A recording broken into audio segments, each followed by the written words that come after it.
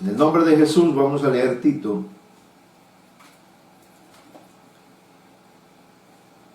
A partir del versículo 1, capítulo 3, versículo 1. Dice la palabra de Dios así: recuérdales que se sujeten a los gobernantes y autoridades, que obedezcan, que estén dispuestos a toda buena obra, que a nadie difamen, que no sean pendencieros, sino amables, mostrando toda mansedumbre para con todos los hombres. Porque nosotros también éramos en otro tiempo insensatos, rebeldes, extraviados, esclavos de concupiscencias y deleites, viviendo en malicia y envidia, aborrecibles y aborreciéndonos unos a otros. Pero cuando se manifestó la bondad de Dios nuestro Salvador y su amor para con los hombres, nos salvó. No por obra de justicia que nosotros hubiéramos hecho, sino por su misericordia, por el lavamiento de la regeneración y por la renovación en el Espíritu Santo. Aleluya, el cual derramó en nosotros abundantemente por Jesucristo nuestro Salvador, para que justificados por su gracia viniésemos a ser herederos conforme a la esperanza de la vida eterna. Amén. Señor Dios Todopoderoso, estoy delante de ti esta mañana junto con la iglesia y con todos aquellos que están oyendo la palabra, junto con las visitas. Señor, háblanos hoy a nuestro corazón, que esta palabra sea un motivo de inspiración, sea un motivo de esperanza, sea un motivo de gozo, oh Dios, y que esta palabra se convierta en salvación, en libertad para estos días en que estamos viviendo, en el nombre de Jesús de Nazaret. Amén. Gloria a Dios. Nos salvó. No quiero mencionar otra cosa, nos salvó. Creo que hay mucha gente que podemos hacer esa afirmación, nos salvó. Porque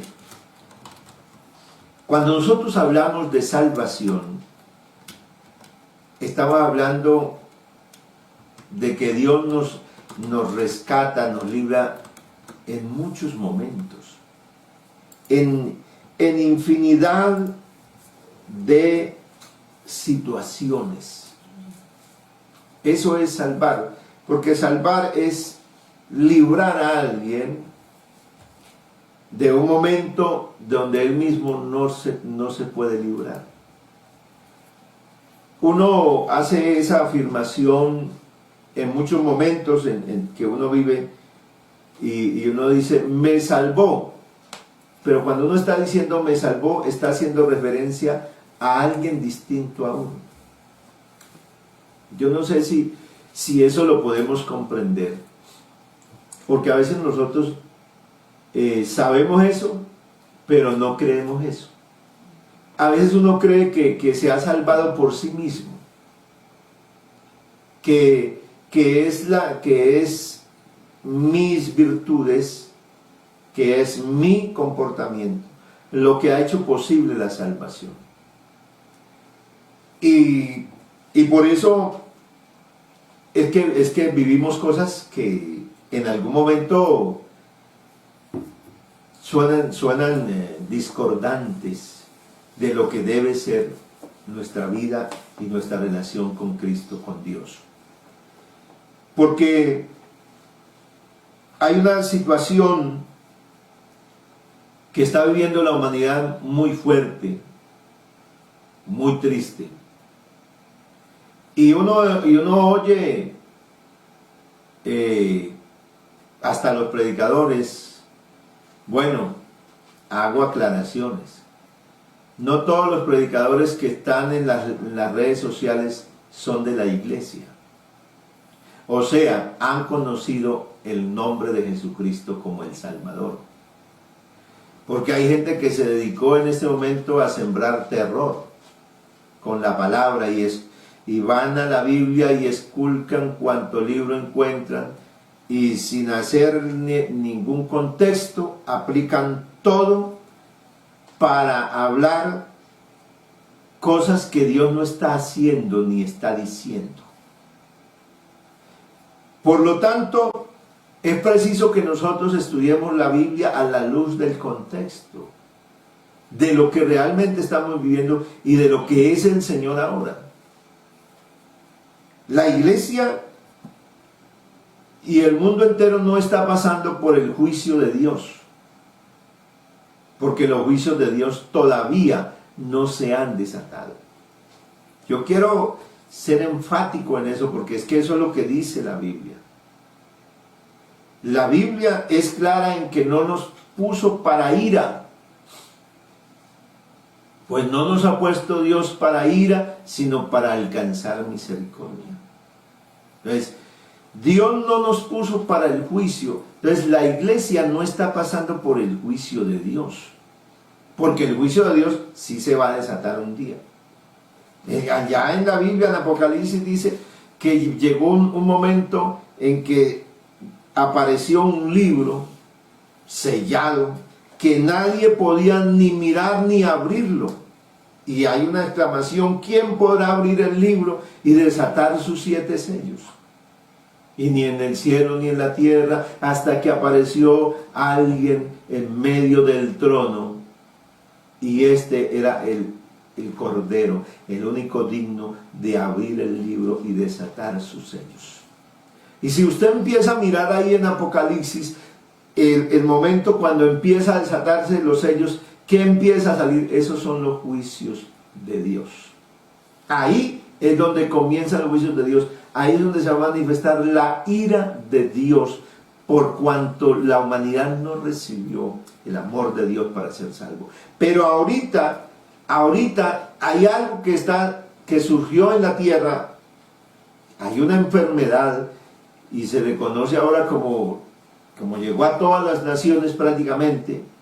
Hay un virus y se le llama pandemia, porque llegó pan, que significa todo. Es una palabra griega. Llegó a todo el mundo. Una epidemia que llegó a todos. Eso es pandemia. Llegó a todo el mundo. Entonces, estamos haciendo referencia que ese es el juicio de Dios, porque la iglesia está mal, porque la gente está mal. Si Dios no tuviera una iglesia en la tierra, si la iglesia estuviera mal en la tierra, entonces Dios falló. Entonces el evangelio no sería poder de Dios para salvación.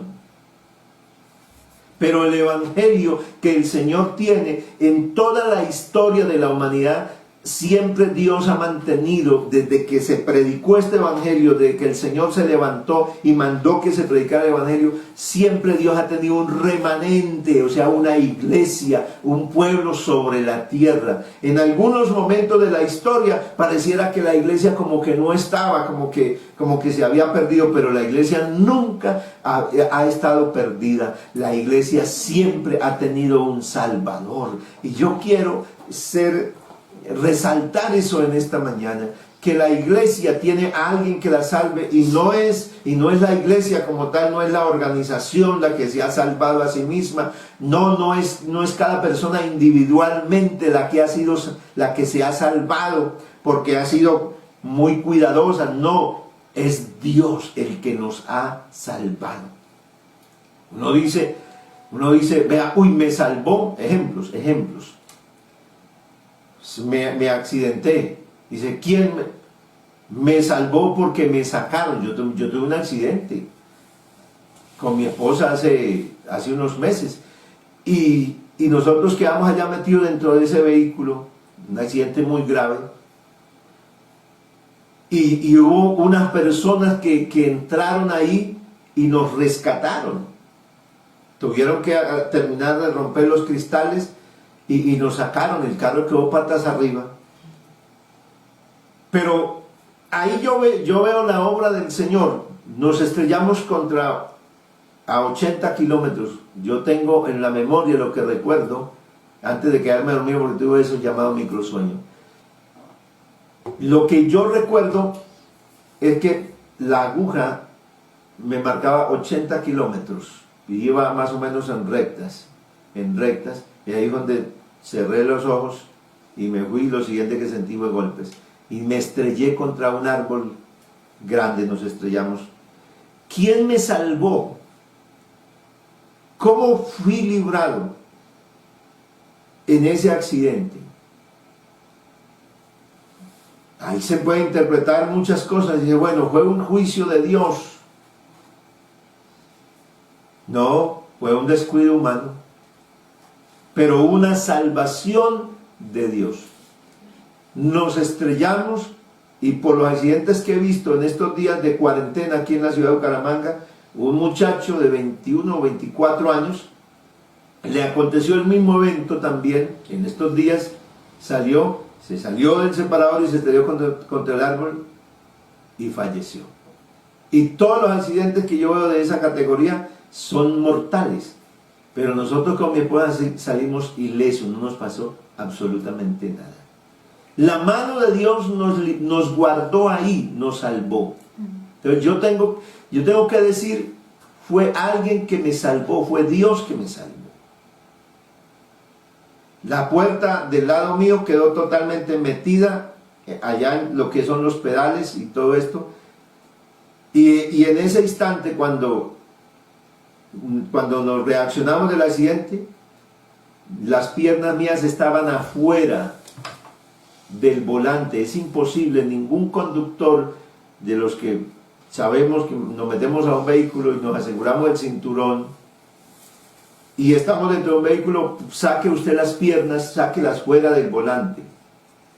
Es imposible. O tienes que correr la silla para atrás y tienes que soltarte. Pero eso no se puede hacer en milésimas o centésimas de segundo, que es un accidente.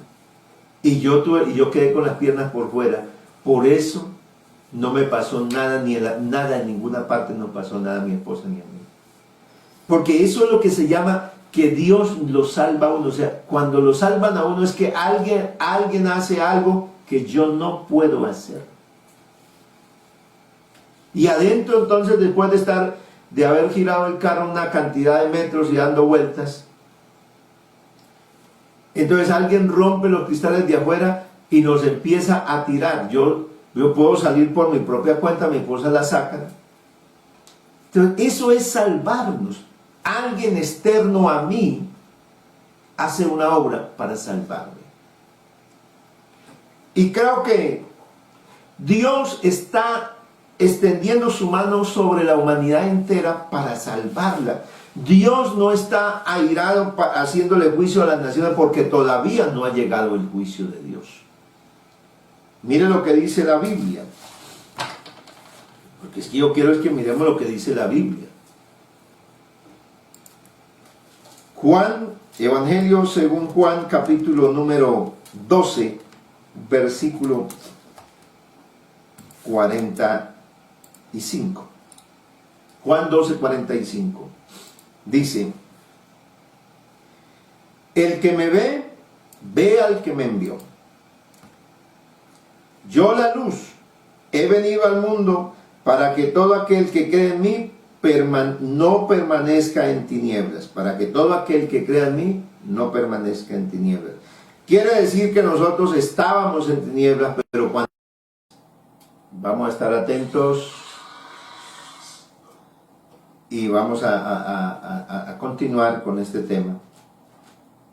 Entonces quiero volver a recapitular como para que no se nos vaya la idea. Estamos hablando en esta mañana, nos salvó. Amén. Nos salvó. O sea que siempre la salvación es un factor externo y no interno. Esa es la conclusión. La salvación, cuando somos salvados en cualquier situación, es algo externo y no está en mí. Entonces, me salvo. Cuando usted no ha dicho, usted me salvó la patria.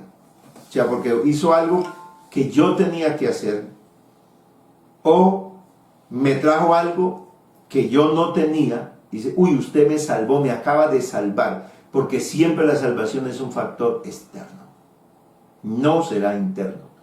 Y si tenemos esa claridad de que la salvación es un factor externo, entonces cuando hablamos de la salvación que nos trajo el Señor, y que la salvación es un milagro. Amén. Exactamente, la salvación es un milagro. O sea, y un milagro es algo que no se puede explicar. Amén. No se puede explicar. Yo venía hablándoles del accidente. No se puede explicar cómo uno puede sacar las piernas habiendo quedado todo aplastado. ¿Quién puede explicar eso?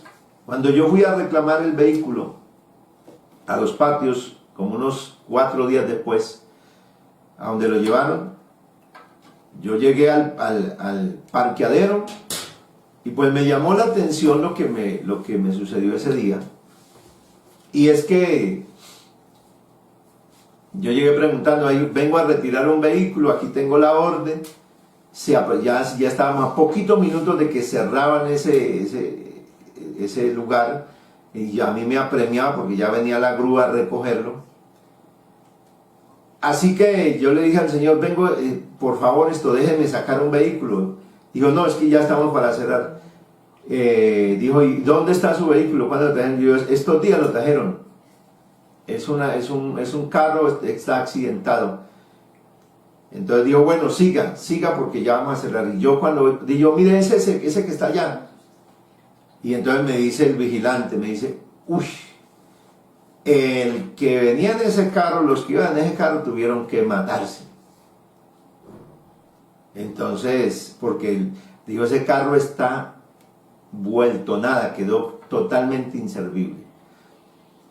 Yo le dije, pues, el que venía en ese carro soy yo. Yo era el que venía conduciendo ese vehículo.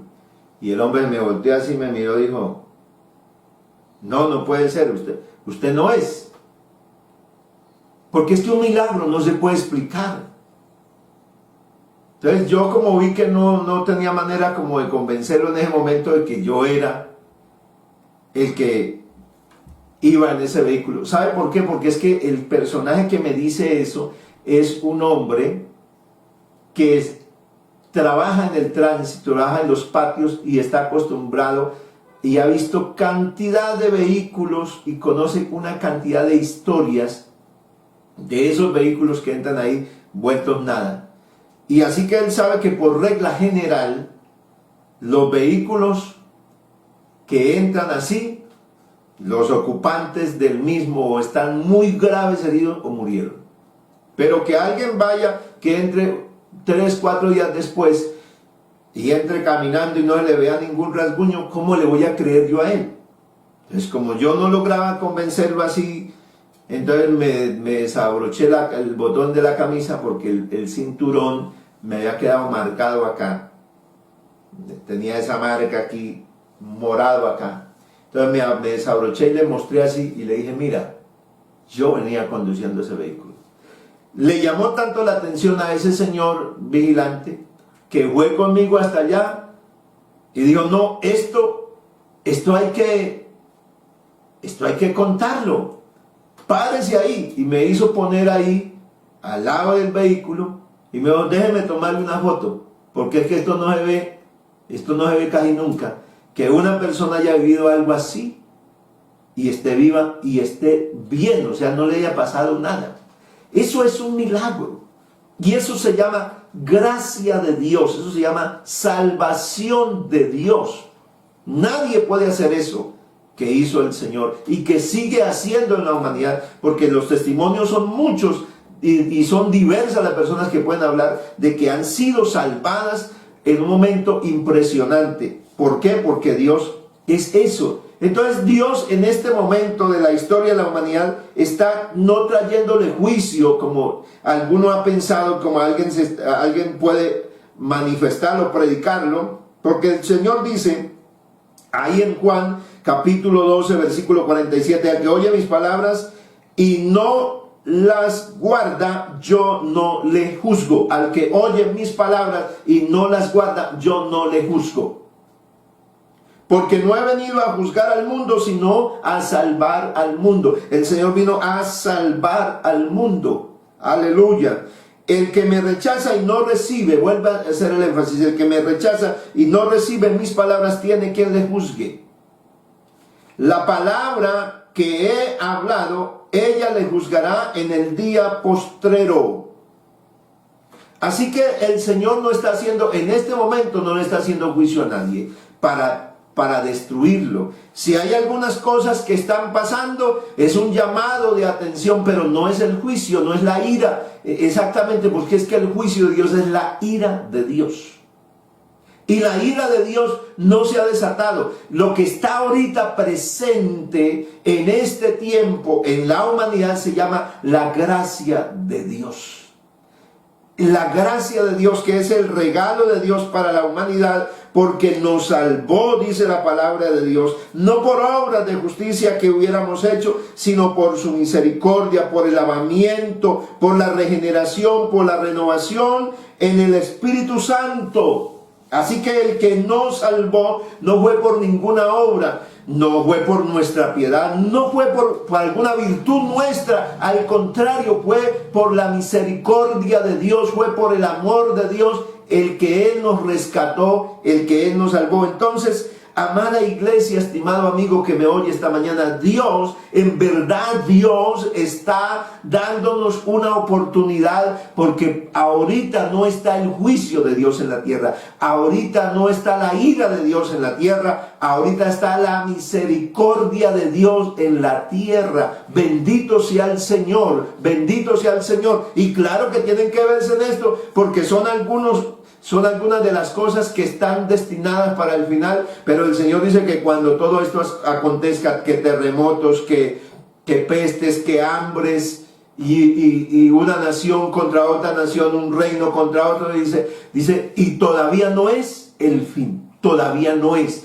Estamos ya pronto a que se avista, que se vea a nuestros ojos la venida del Señor Jesucristo. Por eso en esta mañana yo le pido al Señor y a cada uno de ustedes, hermanos, que sigamos orando, que nuestra oración, que nuestra predicación, que nuestra manera de llevar a la gente sea una manera en que nosotros presentemos el amor de Dios, la misericordia de Dios. Y si alguien está diciendo, vea, porque la gente no puede entender, hay cosas que en la tierra la gente no puede entender, bueno, o esto es el juicio de Dios, y entonces si Dios está airado contra las naciones, la ira de Dios está desatando desde el cielo.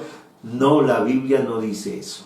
La Biblia dice que la gracia de Dios se ha manifestado para salvación a todos los hombres. Es la gracia. ¿Y qué es la gracia de Dios? Ya lo hemos predicado más de una vez, pero la gracia de Dios es un regalo que el Señor nos trajo. ¿Y cuál fue ese regalo que el Señor nos trajo? Cristo. El que recibe la gracia está recibiendo a Jesús. Jesús es el regalo de Dios. ¿Para qué? Para salvarnos, y es algo que nosotros no teníamos. Por eso toda persona necesita recibir la gracia de Dios, o sea, necesita recibir a Jesús en su vida. Y cómo no de una manera como tal externa, no de una manera que la persona la tenga por allá en alguna parte, como la gente cree que tiene a Jesús, porque Jesús lo tiene por allá, hay gente que lo tiene en un cuadro, hay gente que lo tiene en una Biblia, o sea, la Biblia está por allá. No, yo tengo a Dios, pero la Biblia está por allá. Se necesita que Jesús esté aquí, que el Señor Jesús se venga a vivir en mí, porque yo mismo no me puedo salvar. Es imposible, nadie se puede salvar sin Jesús. Sin Él, sin el Señor, no habrá salvación para nadie. Nadie puede recibir esta salvación sin Él. Pero con el Señor Jesucristo, yo soy salvo. Y por más de que tenga dificultades, por más de que tenga problemas, por más de que viva lo que viva, el Señor me puede salvar si yo guardo, si en mí está presente ser reverente a su palabra, si en mí está presente siempre temerle a Dios, si en mí está presente siempre obedecerle, porque Él se viene a mí para decirme, mire, por ahí no ande, por ahí no camine, por ahí no vaya.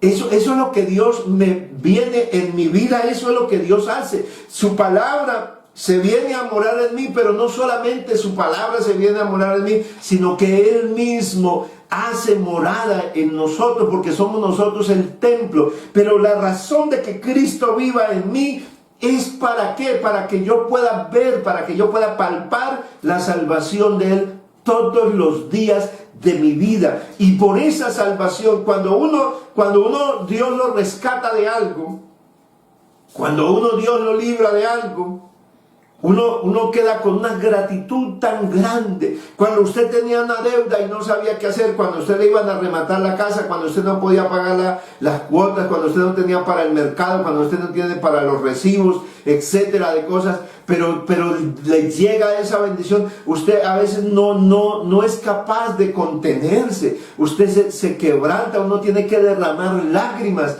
se quebranta. ¿Por qué? Porque es que alguien me trajo, alguien externo me ayudó cuando yo no podía hacer nada. Eso es la salvación del Señor. Así se manifiesta Dios. Dios llega a mi vida, Dios toca mi vida, me libra de las luchas, de las tentaciones y de tantas cosas que nos pueden venir. Y es Dios porque Él se metió en mi vida. Y entonces cuando yo soy librado, yo tengo que levantar las manos, yo tengo que, donde esté, inclinarme, yo tengo que adorar a Dios en ese instante, porque yo siento que Él me ha salvado. O sea, había algo que yo no podía hacer, algo contra lo que yo no tenía fuerzas, pero Él se metió en mí y me salvó, porque esa gracia que Dios trajo a mi vida me enseñó.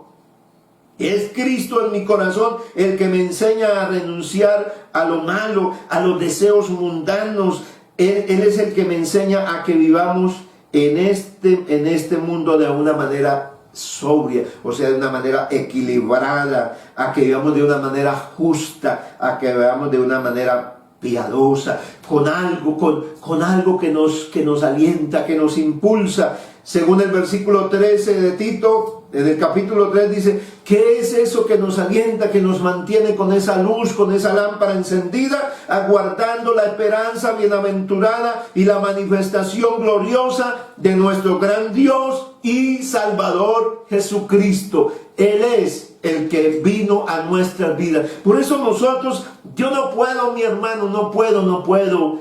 Y así usted me tilde, y el que me tilde que estoy equivocado, no, yo mientras esté apegado a esta bendita su palabra, yo seguiré. Yo no puedo decirle a la gente, vea, mire, Dios está enviando el juicio y los está castigando, la ira de Dios se ha desatado. No te puedo predicar en eso, no te puedo hablar de eso, mi hermano. Iglesia, no te puedo predicar eso. ¿Por qué? Porque yo lo que veo es que aquí el amor de Dios está manifestado. Fíjate, los testimonios, usted mismo los ha oído, los ha escuchado, de la gente que ni siquiera creía en Dios. ¿Y quién les guardó la vida?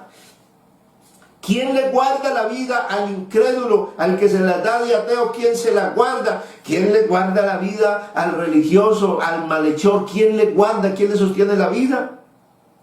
¿Y por qué Dios le sostiene la vida? Pues Dios le sostiene la vida con el fin de que ese se arrepienta. Bendito sea el Señor. Porque el siervo del Señor no debe ser contencioso, sino amable para con todos, apto para enseñar, sufrido. Según segunda de Timoteo, capítulo número 2, versículo 25, 24 y 25. Que con mansedumbre corrija a los que se oponen, por si quizá Dios le conceda que se arrepientan para conocer la verdad. Mire cómo Dios dice que debe ser el que le sirve a Él. El que le sirve a Él debe ser una persona que no contiende. Eso dice la Biblia, que no es contencioso, sino que es amable para con un poco, no, para con todos. Para con todos, es amable para con todos, apto. O sea, por eso necesita gente que esté preparada, que sepa explicar la Biblia, porque no todo el mundo que lee la Biblia la puede explicar. Porque con la Biblia yo puedo decir, por ejemplo, yo te puedo decir, y dice la Biblia dice, no odio, oh Señor, a tus enemigos, dice la Biblia, los aborrezco por completo. ¿Quiénes son los enemigos de Dios? Pues todo el que le opone. Si yo cojo ese texto y lo pongo en este contexto que estamos, Y yo puedo hacer decir a la Biblia eso. La Biblia me faculta para que odie, para que aborrezca a todos los enemigos, porque la Biblia lo dice. Entonces, porque la Biblia lo dice, pero ¿en qué momento lo dijo? Es que todo tiene un tiempo y para qué pueblo y en qué momento se dijo esa escritura. En este tiempo, la Biblia, el Señor sí dijo, allá en la ley, en el antiguo pacto decía, amarás a tu prójimo, pero aborrecerás a tu enemigo. Lo dice la Biblia. Pero yo digo, Jesús dijo, amad a vuestros enemigos. Amén. Si ve que Jesús hizo un cambio, hizo una legislación nueva, entonces a nosotros nos debe regir lo que el Señor dijo. Claro que en el Antiguo Testamento, y yo predico el Antiguo Testamento, no estoy diciendo aquí que está abolido el Antiguo Testamento, porque me has oído y seguiré predicando, pero justo en el contexto que es, para mostrarle que el amor de Dios es el que se ha manifestado. Aquí el amor de Dios nos enseñó a amar, nos enseñó a perdonar, nos enseñó a ayudar a levantar al que está caído. Nos enseña a que no con soberbia, a que no con arrogancia. El verso 25 de 2 de Timoteo capítulo 2 dice, que con mansedumbre, o sea, con ternura, corrija a los que se oponen, por si quizá Dios les conceda que se arrepientan para conocer la verdad. O sea, hay mucha gente que se va a oponer todavía. Pero ¿qué me dice Dios? Que con mansedumbre lo corrija, por si quizá Dios le concede que se arrepienta y escape, en verso 26, del lazo del diablo en que están cautivos a voluntad de Él. Si ve, la humanidad está cautiva todavía. El que no le deja al Señor la oportunidad de que lo alumbre, de que llegue a su vida y lo salve, está cautivo de la oscuridad y está el maligno en él. Pero Dios quiere que en este momento la gente escape.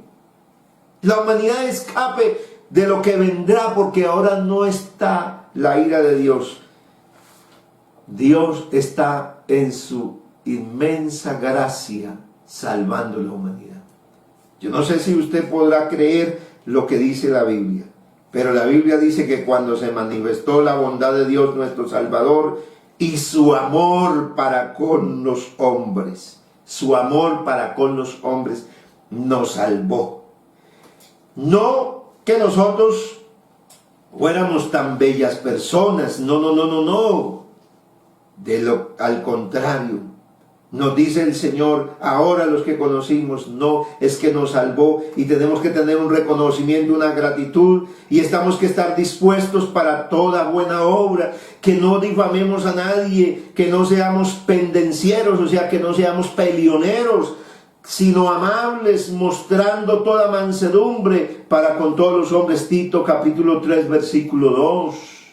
Porque nosotros también éramos en otro tiempo insensatos, rebeldes, extraviados, esclavos de deseos y deleites diversos, viviendo en malicia, o sea, en maldad y en envidia, aborrecibles y aborreciéndonos unos a otros. Así vivíamos antes y así está mucha humanidad en este instante. Pero cuando se manifestó la bondad de Dios, nuestro Salvador, en este momento está manifestada, no se ha acabado, no se ha terminado la gracia, está presente, porque Jesús está presente, y si está presente Jesucristo, entonces está manifestada la bondad de Dios, nuestro Salvador, y su amor para con los hombres. Aleluya. Entonces aquí está la manifestación de la bondad de Dios y su amor para con los hombres. ¿Para qué? Para salvarnos. No por obras de justicia que nosotros hubiéramos hecho, no por obras. O sea, no es por la piedad, no es por la apariencia, es porque Él hizo una obra. Es porque el que oye el Evangelio recibe una obra de Dios en su vida y lo transforma y lo hace otro y lo libra, lo salva. Ese es el Evangelio del Señor Jesús. Por favor, reciba la gracia, reciba el amor de Dios. Él nos salvó, y todavía yo sigo confesando nos salvó. Y usted lo va a seguir viviendo. Te va a salvar. Vas a vivir cosas, vas a tener cosas difíciles, tal vez sí. Hemos tenido momentos que no esperábamos, sí, pero nos salva, nos libra, nos protege. Pues vamos a clamar a Dios en esta mañana y vamos a darle gracias al Señor porque Él ha sido muy bueno con nosotros. Él seguirá diciéndole a usted muchas cosas lindas y usted va a decir, me salvó, me salvó. No tienes comida, no tienes sustento, vas a decir eso. Va a salir sustento donde usted menos se imagina, porque Jesucristo es salvación, te va a salvar. Tiene una salida siempre. Vamos a orar por la libreta, donde hay una libretica de peticiones.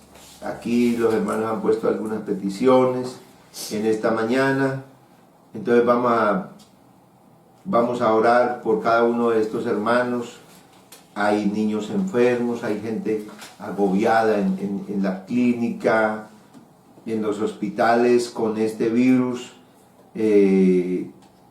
Yo estaba viendo, anoche me llamó la atención algo. Yo al final tardecito miro un mapita que muestra cómo va la enfermedad en el mundo. Y bueno, yo miro a Colombia y digo, no, Colombia, gracias a Dios, Colombia se mantiene abajo las cifras y estaba mirando los países de Latinoamérica. Digo, bueno, Colombia vamos bien, pero anoche yo vi un saltico de Colombia, por ejemplo, frente a Argentina. Argentina le llegó el virus primero, tenía más, y ahora Argentina pasó, Colombia avanzó lugares más adelante, y tiene muchos más enfermos, más contagiados, y ya casi alcanza a Argentina con el número de muertos. Y bueno, eso no lo alegra a uno. No son buenas noticias. Y nosotros de alguna manera nos se preocupa por lo que está pasando.